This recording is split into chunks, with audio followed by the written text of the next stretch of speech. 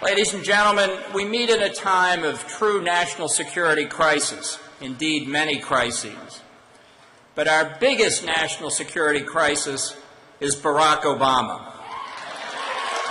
This is a president who does not believe in American exceptionalism, a president who is uninterested in U.S. national security and America's place in the world, who considers our strength part of the problem, that we are the cause of international tension. This is like looking at the world through the wrong end of a telescope, but that is Barack Obama's world.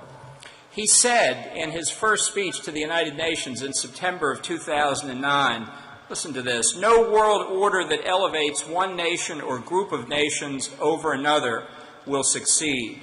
No balance of power among nations will hold."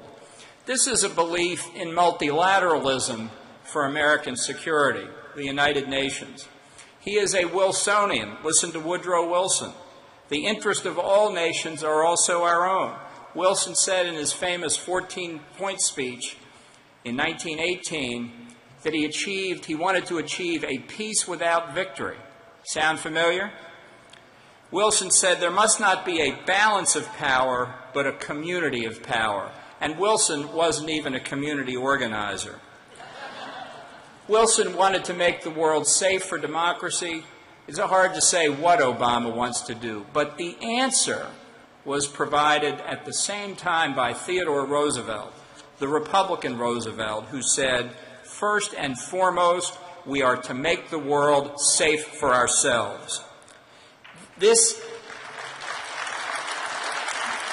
is and has been the bedrock principle of conservative national security policy, and now is most assuredly not the time to change it. Yet there are those, even within our movement, who say that America will be safe enough if we do little or nothing. Let's call this what it is. It is the resurgence of isolationism. Now, analytically, the isolationists and Barack Obama come at world problems from very different analytical perspectives. But the indifference and multilateralism of Obama produces the same result as isolationism. Neither of these misbegotten views protect America. The Democratic Party no longer has a national security wing. There's no Scoop Jackson. There's no Joe Lieberman. We cannot let this happen to the conservative movement. Ignoring threats to our national security is the Obama doctrine.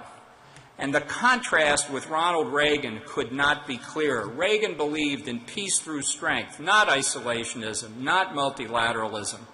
Today, can you just imagine Ronald Reagan dealing with Vladimir Putin? Reagan understood that the principal task of the government is the protection of the United States.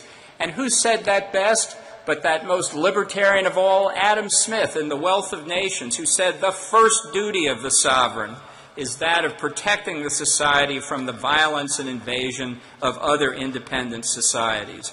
Reagan called a strong defense budget the vital margin of safety. And we are losing that vital margin of safety all around the world. We're not going to get peace through strength. Because we're not devoting the budget to it. But we're not going to get peace through weakness either. We're going to get what we see today in the Ukraine, where Vladimir Putin has a strategy and Obama has nothing, where Putin has a growing defense budget and ours is shrinking. Look at the Middle East. Russia's puppet, Assad, is still in power. In Egypt, Russians are selling weapons to the Egyptian government for the first time since the early 1970s, threatening our best ally in the region, Israel. Iran, working with Russia and running rings around Obama, Clinton, and Kerry in nuclear arms talks. In Latin America, we see Russia reestablishing influence in Cuba and in Venezuela, threatening our own hemisphere. And it's not just Russia that's the problem. In China, you've got a major military buildup going on, building their first blue water naval capability, ladies and gentlemen, in 600 years, while Obama scoffs at our declining Navy. We've got a Chinese nuclear and ballistic missile program growing every year. China has the best cyber warfare capability of any country on Earth and anti-satellite weapons that can blind us. The threat of nuclear proliferation from Iran and North Korea, threatening our friends and allies, threatening us here at home by this progress toward a nuclear weapon capability. And the threat of international terrorism, which the President doesn't want to believe in, won't announce that it's a war, couldn't care less about. Indeed, terrorism and the threat of nuclear proliferation go together. When al-Qaeda struck the United States on 9/11, we didn't hesitate to overthrow the Taliban regime in Afghanistan. But what if Afghanistan had had nuclear weapons? It would have been a very different picture. If Iran gets nuclear weapons, this country, the central banker of international terrorism in the world, will have impunity to strike with terrorist attacks all around the world, including in the United States. You know, Obama's Director of National Intelligence just testified a few weeks ago that the terrorist threat today is the same as it on 9/11.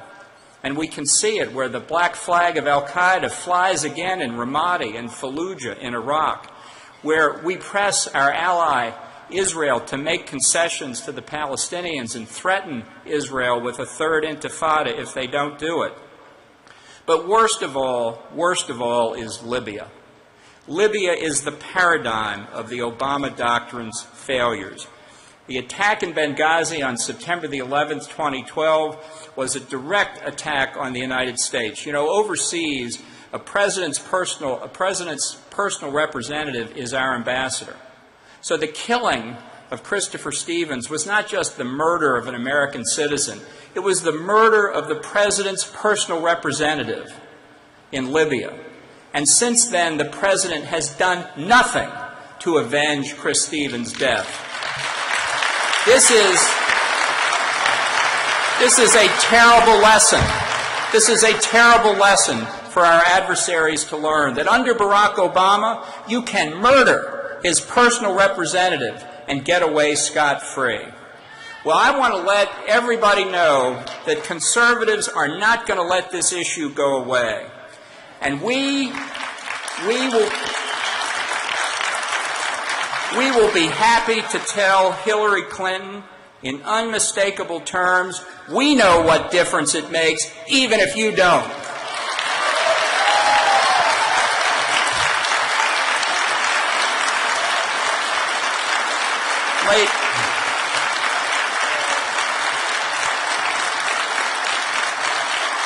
Thank you. Ladies and gentlemen, conservatives need to take this year and the next two to mobilize the overwhelming majority of Americans who believe as we do. We do not accept an America that is weak and declining. We do not accept an American military that is weak and poorly equipped. And in particular, we do not accept an American president who is weak, indecisive, and apologetic about our country. We must return national security to the center of our political debate throughout 2014 and the presidential election of 2016. That's why I've established a PAC and a Super PAC to help House and Senate candidates who understand the importance of a strong American posture in the world. Conservatives must remember the policies and victories of Ronald Reagan. We can and must replace the Obama, Clinton, Kerry, Biden doctrine of drift, decline, and defeatism with a Reaganite foreign policy. That is the key to success this November and in 2016, and that is the key to ensuring America's freedom and security in the years ahead. Thank you very much.